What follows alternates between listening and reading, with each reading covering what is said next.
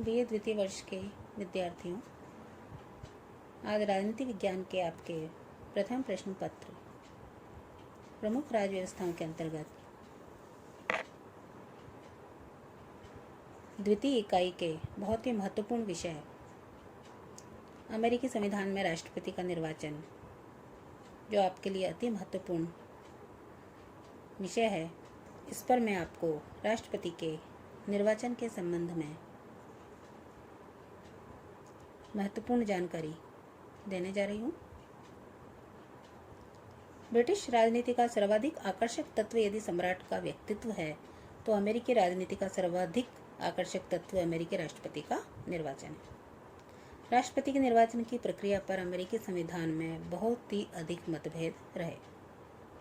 इस संबंध में प्रमुख रूप से 2 सुझाव दिए गए थे कि प्रथम, राष्ट्रपति जनता द्वारा प्रत्यक्ष रूप से निर्वाचित हो, किंतु सभा द्वारा इसे अस्वीकार कर दिया गया क्योंकि प्रत्यक्ष निर्वाचन राजनीतिक दलबंदी में फंसे बिना संभव नहीं था।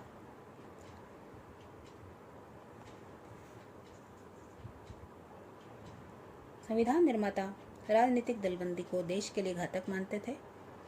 और दूसरा प्रमुख सुझाव यह था कि राष्ट्रीय व्यवस्थापिका राष्ट्रपति का निर्वाचन करे, किंतु इसे इस दृष्टि से उचित नहीं समझा गया कि राष्ट्रपति व्यवस्थापिका के हाथ का खिलौना बनकर रह जाएगा।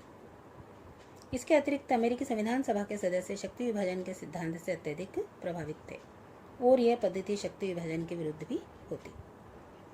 संविधान सभा के द्वारा अंत में यही निश्चित किया गया कि राष्ट्रपति का निर्वाचन जनता द्वारा अप्रत्यक्ष रूप से हो। संविधान द्वारा की गई इस व्यवस्था में कुछ संशोधन हो गए और व्यवहार में तो यह पद्धति नितांत परिवर्तित हो गई। प्रथम रूप में संविधान के अंतर्गत राष्ट्रपति और उपराष्ट्रपति के लिए एक साथ मतदान की व्यवस्था की गई थी, लेकिन 1880 में इस संबंध में कठिनाइयां उत्पन्न हुई। अतः संविधान के 12वें संशोधन द्वारा दोनों के लिए अलग अलग मतदान की व्यवस्था की गई। इस प्रक्रिया में दूसरा परिवर्तन संविधान के 23वें संशोधन द्वारा किया गया। इस संशोधन के द्वारा कोलंबिया जिले को भी निर्वाचक मंडल के 3 सदस्य चुनने का अधिकार दिया गया।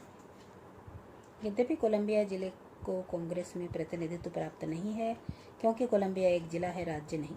इस प्रकार वर्तमान समय में निर्वाचक मंडल के सदस्य 538 हैं, 3 कोलंबिया के प्रतिनिधि, तथा वर्तमान समय में कांग्रेस के 535 सदस्य हैं, 435 सदस्य प्रतिनिधि सभा में और 100 सीनेट में।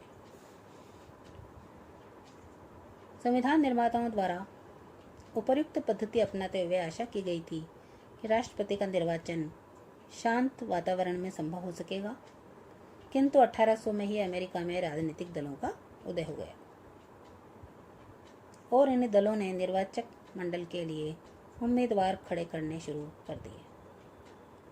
राजनीतिक दलों के समर्थन से निर्वाचक मंडल के जो सदस्य चुने जाते हैं, वे राष्ट्रपति पद हेतु अपने ही राजनीतिक दल के उम्मीदवार का समर्थन करने के लिए वचनबद्ध होते हैं।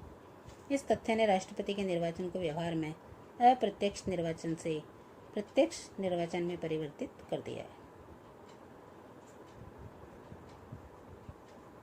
इस प्रकार वर्तमान समय में राष्ट्रपति का निर्वाचन न तो शांत वातावरण में संपन्न होता है और न ही वह निर्वाचन वस्तुतः अप्रत्यक्ष निर्वाचन रह पाया है।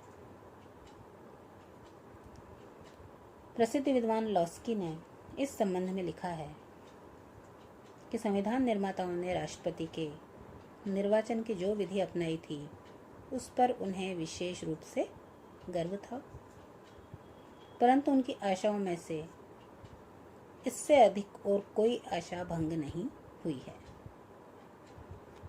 तो इस प्रकार से अमेरिकी राष्ट्रपति के निर्वाचन के संबंध में जो विधि अपनाई गई,